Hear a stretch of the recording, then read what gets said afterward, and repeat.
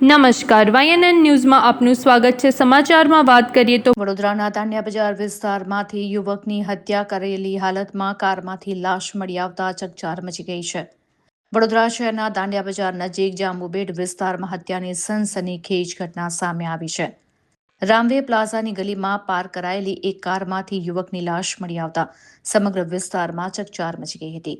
મળતી માહિતી મુજબ મૃતકની ઓળખ બાબુસિંહ લાલસિંહ ચૌહાણ તરીકે થઈ છે.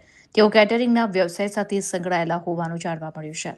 પ્રાથમિક તપાસમાં આ યુવકની હત્યા કરવામાં આવી હોવાની આશંકા વ્યક્ત કરવામાં આવી રહી છે.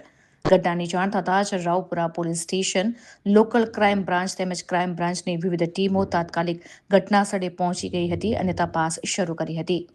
પોલીસે સ્થળ પરથી જરૂરી પુરાવાઓ એકત્રિત કરી મૃતદેહને પોસ્ટમોર્ટમ માટે મોકલી આપ્યો છે. હાલ હત્યાનું ચોક્કસ કારણ અકબંધ છે અને પોલીસ તમામ સંભવિત દિશામાં તપાસ કરી રહી છે. આરોપીઓને ઝડપી પાડવા માટે પોલીસ દ્વારા વિવિધ ટીમો કાર્યરત કરવામાં આવી છે.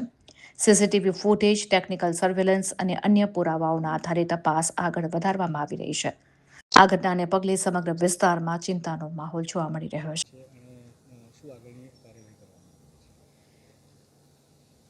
પોલીસને મળતી માહિતી પ્રમાણે રાવપુરા દાંડી બજાર પાસે એક ગાડીનું એક્સિડન્ટ થયેલું એ માહિતી મળતા પછી પોલીસની ટીમ આવીને ચેક કરતા અંદર કોઈ વ્યક્તિને શંકાસ્પદ મૃત્યુ થયું હોય અને ચક્કુ મારીને એની હત્યા કરવામાં આવી એવું પ્રાથમિક તબક્કે લાગી રહ્યું છે. અને એની લાશની ઓળખની ખરાઈ કરતાં એનું નામ ચૌહાણ બાબુસિંહ લાલસિંહ, ઉંમર વર્ષ 48 પ્રારંભિક જણાઈ આવ્યું છે.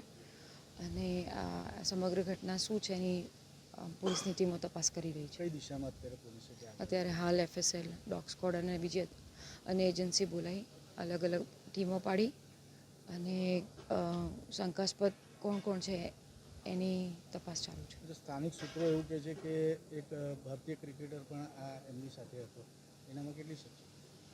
અત્યારે હાલ પ્રારંભિક રીતે કહેવું ડિફિકલ્ટ પડશે કારણ કે અત્યારે હાલ અલગ અલગ દિશામાં આ ગાડી ક્યાંથી એક્સિડન્ટ એનું થયેલું છે તો કેવી રીતે અથડાઈ છે, સીસીટીવી ફૂટેજ શું છે, એના ઘરના મેમ્બર શું કહી રહ્યા છે, પરિવારવાળા શું કહી રહ્યા છે, આખા દિવસની ઘટના શું હતી એના આધારે શું થયું છે એના આધારે આપણે પોલીસ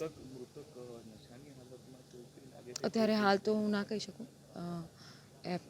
એના બોડીનું પરીક્ષણ થાય એના પછી આપણે નક્કી કરીશું. પ્રાથમિક એનામાં અકસ્માત જ આવ્યો છે. એને સીસીટીવી જોતાં એવું લાગે છે કે એણે આ ગાડી કોઈ અથડાઈ છે અને એને ચપ્પુ વડે એની હત્યા થઈ હોય એવું પ્રારંભિક લાગી રહ્યું છે. પછી પોલીસ અલગ દિશામાં તપાસ કરી રહી છે કે શું છે શું નહીં.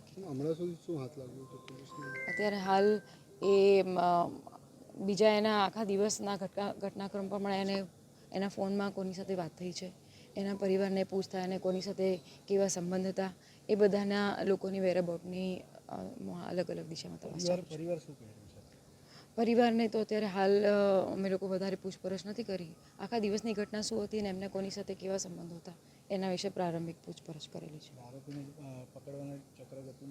બિલકુલ અત્યારે હાલ અલગ અલગ ટીમો, ક્રાઇમની ટીમ છે, અમારી લોકલ LCBની ટીમ છે અને ડી સ્ટાફની ટીમ છે, પોલીસની ટીમો લાગી છે.